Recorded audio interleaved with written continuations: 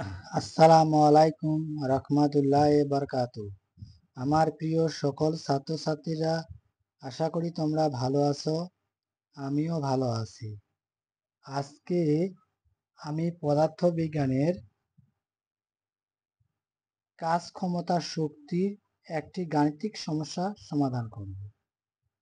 তোমরা যদি কেউ এই চ্যানেলে নতুন হয়ে থাকো তাহলে অবশ্যই লাইক এবং সাবস্ক্রাইব করে দিবা এবং বন্ধুদের মাঝেও শেয়ার করে দিবা। আজকে আমি যে গাণিতিক সমস্যার সমাধানটি নিয়ে এসেছি তা চিত্রের মাধ্যমে বুঝিয়ে দিব। চিত্রে দেখা যাচ্ছে যে পরন্ত একটি বস্তুর ন্যায় এই একটি বস্তু, যা এটি উপর থেকে কোন উচ্চতায় পৌঁছবে সেটা আমাকে নির্ণয় করতে হবে। কারণ এখানে আমার এই উচ্চতার মান কত, অর্থাৎ এটুক থেকে এটুক পর্যন্ত, তাহলে এই বস্তুটি এখান থেকে যে এতটুক দূরত্ব পর্যন্ত কত উচ্চতায় পড়বে সেটা আমার নির্ণয় করতে হবে। কারণ আমার বস্তুটির টোটাল উচ্চতা দেওয়া আছে এখানে 15 মিটার। ভূমি থেকে বস্তুর উচ্চতা পর্যন্ত দেওয়া আছে টোটাল কত মিটার? 15 মিটার। তাহলে এই বস্তুটি মাঝখানে কত উচ্চতায় এসে পৌঁছেছে সেটা আমাকে নির্ণয় করতে হবে। কারণ যেহেতু আমরা জানি এই বস্তুটি যেহেতু এখানে এসে পড়ছে, তাহলে সেখানে বস্তুর উচ্চতা কত হবে, এবং এখান থেকে আমরা বুঝতে পারবো যে যেহেতু একটি বস্তুর সর্বোচ্চ উচ্চতায় যখন পৌঁছে তখন এটাকে বলা হয় বিভব শক্তি। কি শক্তি?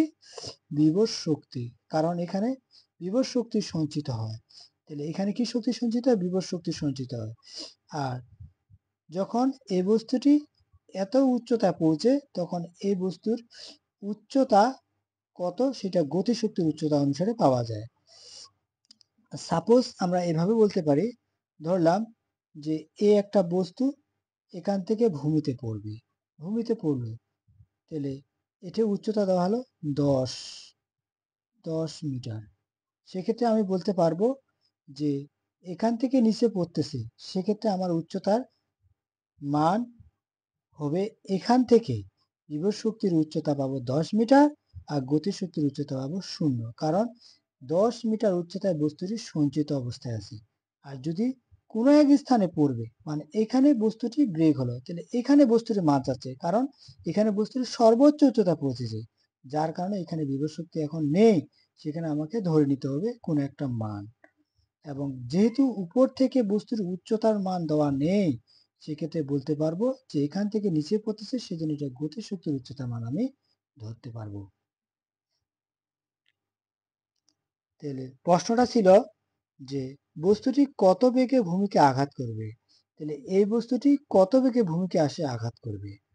যেহেতু একটি পরন্ত বস্তুর সূত্র অনুসারে আমরা বলতে পারি দ্বিতীয় অধ্যায়ের যে ভি স্কয়ার সমান ইউ স্কয়ার প্লাস 2g's। যেহেতু কত বেগে বলছে আঘাত করবে, যেহেতু পরন্ত বেগের সূত্র চারটি, একটি ভি স্কয়ার সমান ইউ স্কয়ার প্লাস 2s, আরেকটি ছিল এস সমান UT plus half GT square, আরেকটি ছিল ভি সমান ইউ প্লাস জিটি। যেহেতু এখানে সময়ের মান উল্লেখ দেওয়া নেই, সেজন্য এই দুটি সূত্র বাদ পড়বে না, তাই প্রস্তুতি সূত্রটি পড়বে এখানে। তাহলে যেহেতু উপরে থাকে কোনো বস্তু, উপর থেকে তখন তার আদি বেগ হয় 0। যেহেতু বস্তুটি উপরে অবস্থান করলে আদি বেগ হবে 0, আর নিচে বস্তুর আদি বেগের মান শেষ বেগের মান পাওয়া যাবে। আর যদি নিচ থেকে বস্তু কোনো উপর নিক্ষেপ করা হয়, তাহলে আদি বেগের মান পাওয়া যাবে, শেষ বেগের মান হবে 0।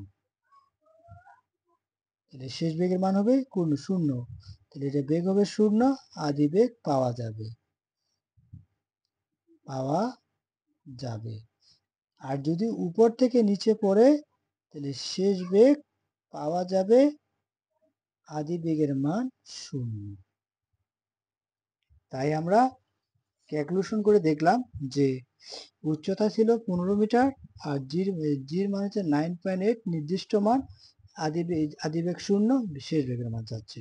তাহলে আমরা পদার্থবিজ্ঞানের সূত্র অনুসারে ভি স্কয়ার সমান ই স্কয়ার প্লাস 2gh সমান সমান, যেহেতু আদিবেগের মান 0 মান বসানো ক্যালকুলেশন করে আসলো আমার এত মিটার স্কয়ার সেকেন্ড ইনভার্স 2। যেহেতু রুট আছে সেজন্য বড় করলে 17.5, রুট স্কয়ারে কাটা আবার রুট স্কয়ারে কাটা, সেজন্য সেকেন্ড ইনভার্স 1।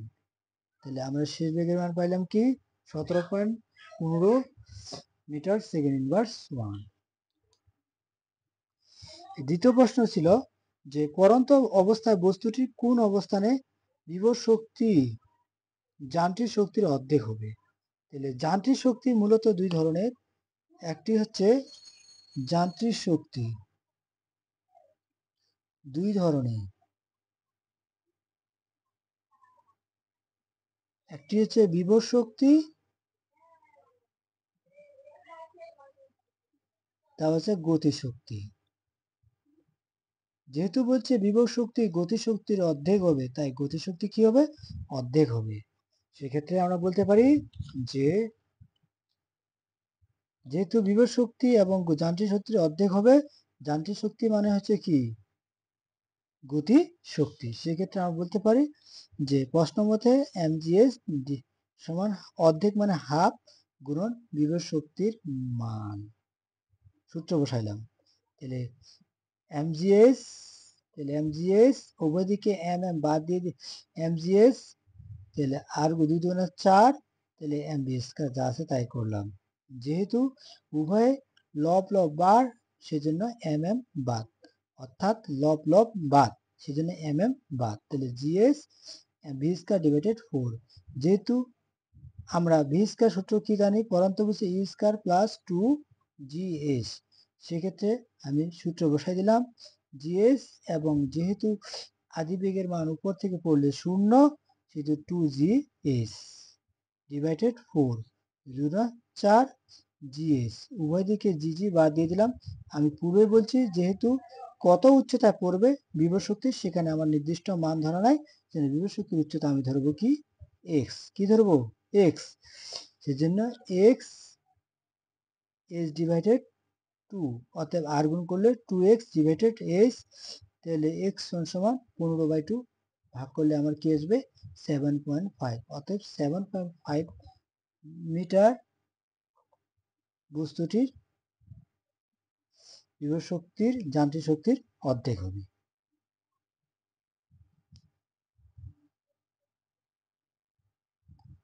আজকে এই পর্যন্তই।